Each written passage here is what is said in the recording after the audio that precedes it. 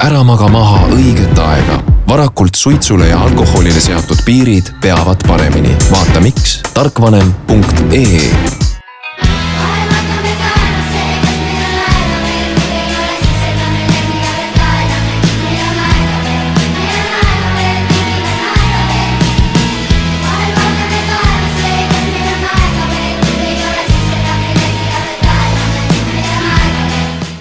Mart aga otsustasid televisiooni kirjutada, et neile Sipsiku laul väga-väga meeldis.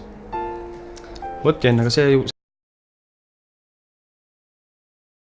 Siseministeerium algatas lapsevanematele suunatud teavituskampaania Lapsevanem ära maga maha õiget aega, mille eesmärgiks on aidata vanematel oma lastega võimalikult varajases eas alkoholist, tubakast ja narkootikumidest vestelda.